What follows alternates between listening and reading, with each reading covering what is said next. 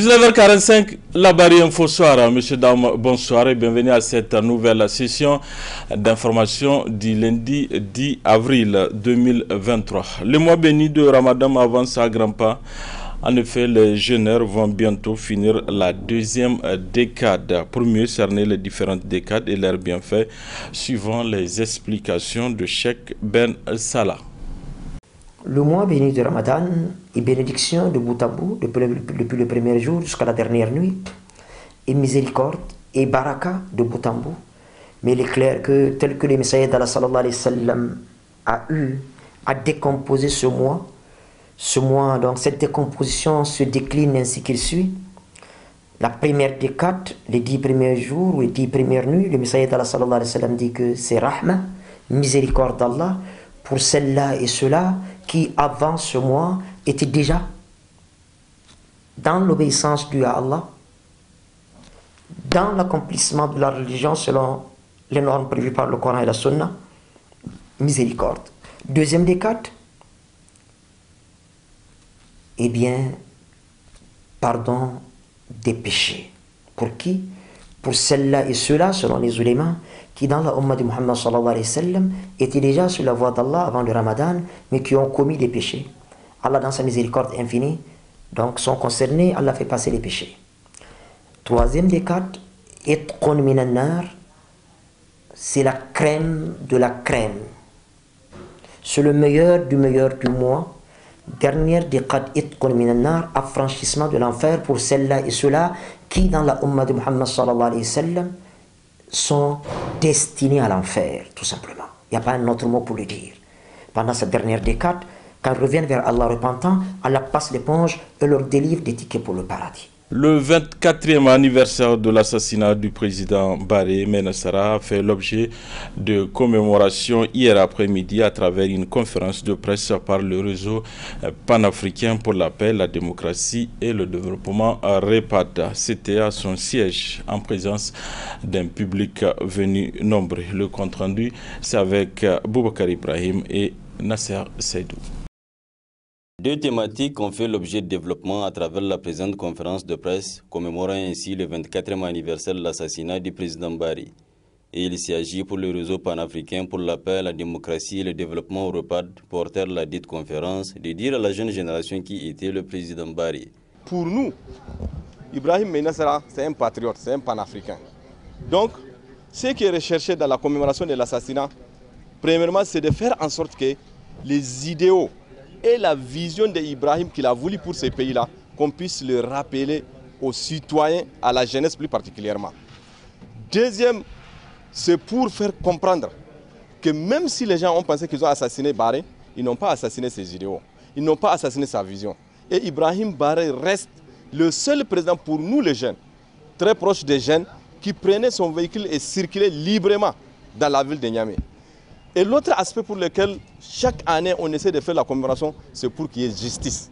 On ne peut pas assassiner lâchement un président de la République sans que les gens puissent savoir qui l'a assassiné et quels sont les motifs pour lesquels il a été assassiné. À cette circonstance, l'avocat Lavami dit regretter l'exécution à moitié faite de la décision de justice de la Cour de la CEDEAO. Il y a en fait deux parties dans l'exécution de cette décision-là. Le côté financier a été exécuté. Mais le côté, ce qu'on a fait le droit à la vérité, qui a été jugé par la Cour de la justice de la CEDEAO, ce droit à la vérité-là n'a pas encore été exécuté par l'État du Niger. Nous avons écrit au président de la République, on nous a dit de passer, donc il ne peut pas lui exécuter une décision, donc c'est au procureur. On a saisi le procureur par une requête pour demander l'exécution de cet arrêt-là, ampliation ministre de la Justice. Mais jusqu'à présent, nous n'avons pas eu retour, ou bien écho, ou même une réponse, même négative, on n'a pas eu. Jibril Baré, un des frères du regretté président, est revenu sur les conditions de son assassinat. L'assassinat, comme vous le savez, ça s'est déroulé le 9 avril. Et vous savez dans quelles conditions? Puisqu'on avait voulu masquer cet assassinat en accident malheureux. Ce qui était prévu, je vais vous dire, il y avait un hélicoptère qui avait été donné par Blair, le président du Burkina, d'un pays voisin, avec 2 pilotes. il devait aller à Inates.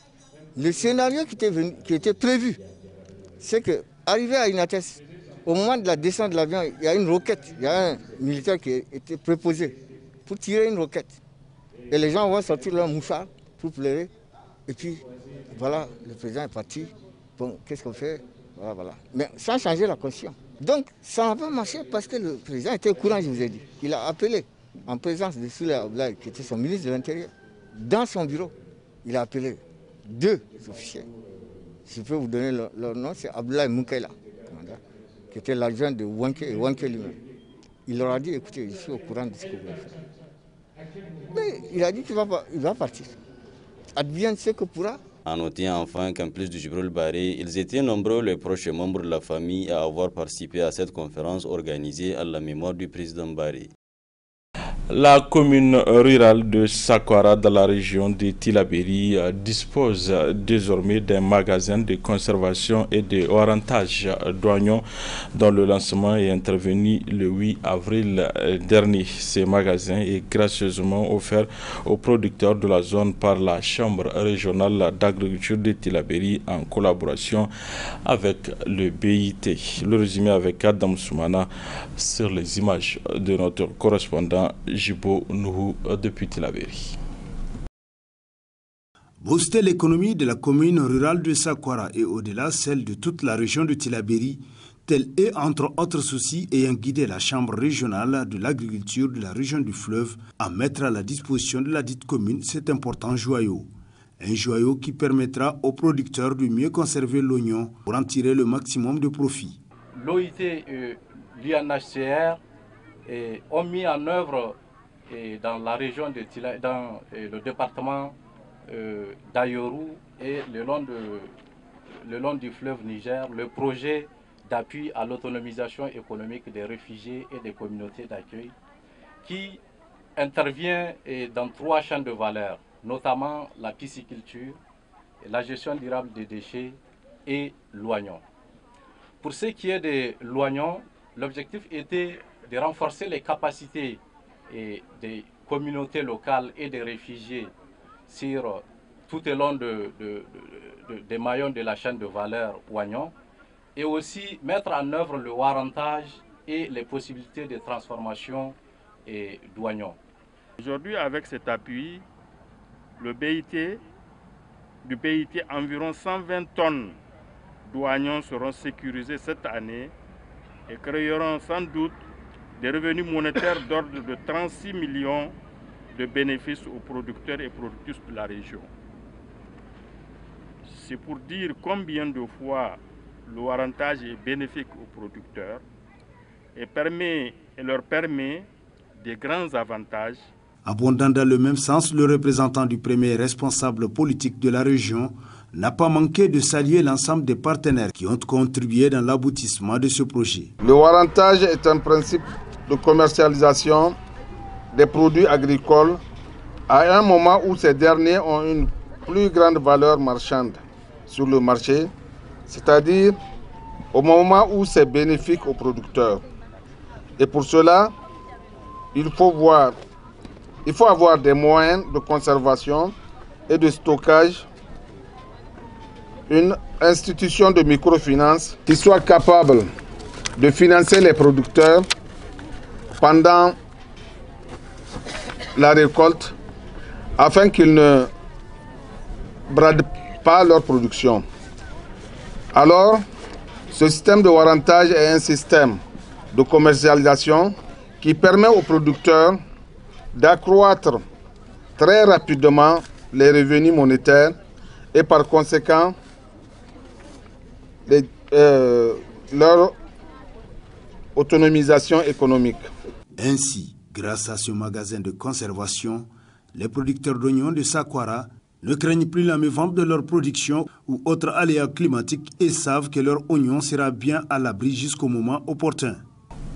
Actualité internationale avec le réchauffement de tensions entre la coordination des mouvements de l'Azawad et le pouvoir malien. En effet, la semaine dernière, des avions de chasse des forces armées maliennes ont survolé Kidal et plusieurs autres localités sous contrôle de la CEMA, qui a qualifié de cet acte de provocation. Comment est-ce que les spécialistes du Sahel voient cette situation? Francis Laloupo, journaliste, essayiste et enseignant en géopolitique, répond depuis Paris.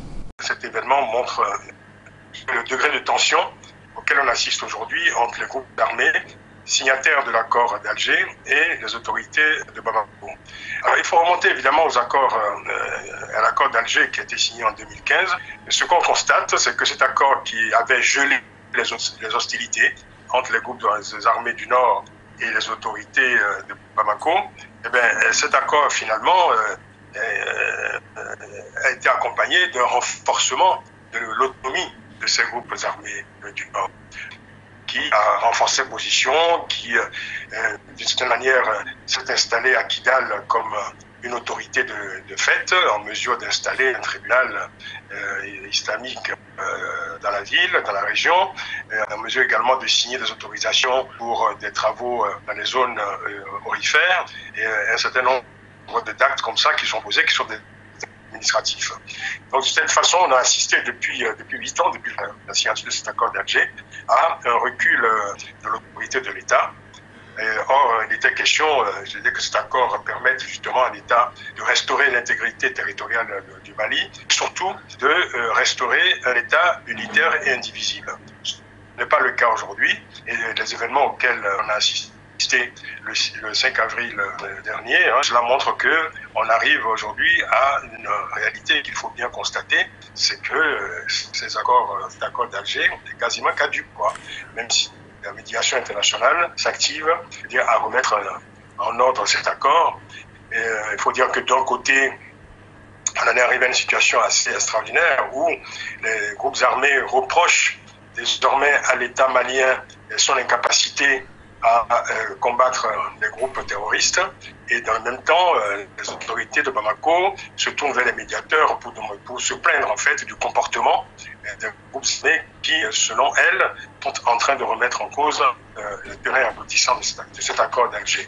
Voilà, donc nous sommes revenus d'une certaine façon, pratiquement à une dizaine d'années en arrière. En 2012, le mot Azawad était pratiquement un mot tabou, c'était un mot interdit.